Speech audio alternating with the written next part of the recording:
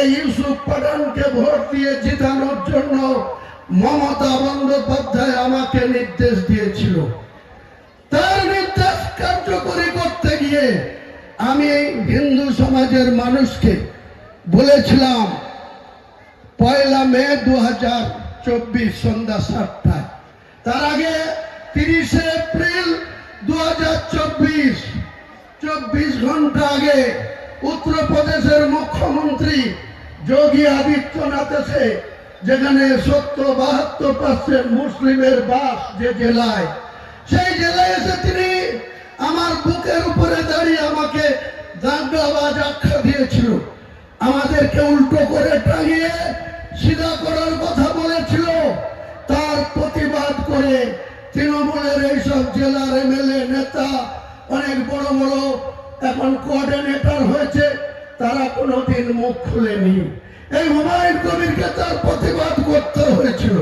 মমতা বন্দ্যোপাধ্যায় 1 মে 2024 vote ছিল মুর্শিদাবাদের, বহরমপুর, মুর্শিদাবাদ আর জঙ্গিপুর কেন্দ্রের 7 মে 2024, বহরমপুর, দুর্গাপুর, কৃষ্ণনগর, রানাঘাট এসবের ভোট ছিল 13 মে 2024।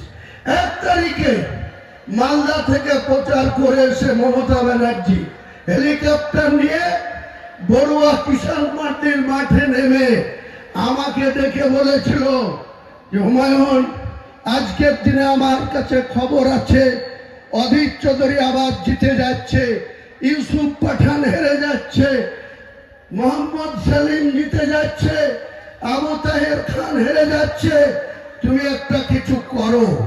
আমি বলেছিলাম, দিদি আপনি জেলার সাংগঠনিক সভাপতি করে রেখেছেন কাদের বিধায়ক অপূর্ব সরকার, আপনি জেলার চেয়ারম্যান করে রেখেছেন রেজিনগরের বিধায়ক রবিউল আলম চৌধুরী, তাদেরকে বলুন আপনার প্রার্থীকে জেতাবে, আমাকে কেন বলছেন?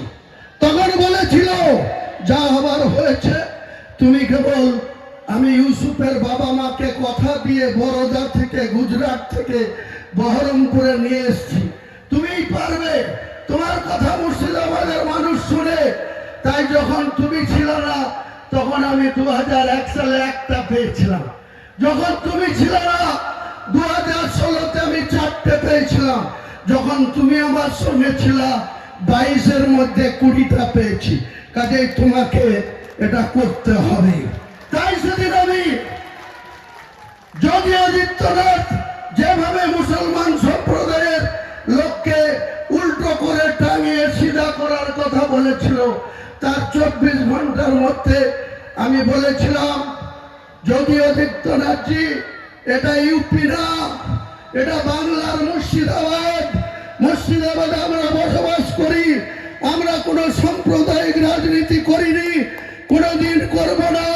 কিন্তু আপনি যদি মুর্শিদাবাদের মাটিতে দাঁড়িয়ে আমাদেরকে উল্টো করে টাঙিয়ে সিধা করতে চান, আমি হুমায়ুন কবির মাত্র 2 ঘন্টা সময় নেব। নির্দেশ দিলেই আপনার এই বিজেপি করা হিন্দু কটাকে 2 ঘন্টার মধ্যে ভাগীরথীর জলে ঝাঁপ দেওয়া করাতে পারে। আমি অনুতপ্ত, দুঃখিত। আমি রাজ্যের মুখ্যমন্ত্রীর কথা রাখতে গিয়ে সেদিন এই হিন্দু ভাইদের মনে যে আঘাত পেয়েছিল, আমি তার জন্য আজকে প্রকাশ্য এই লক্ষ লক্ষ মানুষের সামনে করজোড়ে ক্ষমা চেয়ে নিচ্ছি। ভবিষ্যতে এরকম মিথ্যাবাদী মুখ্যমন্ত্রীর কথায় হুমায়ুন কবির আর কোনোদিন কোনো সাম্প্রদায়িক, কোনো উস্কানিমূলক কথা বা কাউকে জিতানোর জন্য কাউকে আঘাত করার কথা হুমায়ুন কবির বলবে না, আপনারা ভরসা রাখতে পারেন। আমি প্রকাশ্য 1 মে 2024 সন্ধ্যা 7টায় যে কথা বলেছিলাম, সেটার জন্য আমাকে অনেক কথা শুনতে হয়। অনেক হিন্দু ভাইরা মনে করে যে আমি হয়তো সত্যি সত্যি হিন্দু ধর্মের বিরোধী বা সনাতনী মানুষের বিরোধী। আমি আমার লাইফে 63 বছর বয়স, 43 বছরের রাজনীতিতে কোনোদিন সংকীর্ণতা কি জিনিস, সম্প্রীতি বিনষ্ট করার জিনিস আমি মানি না।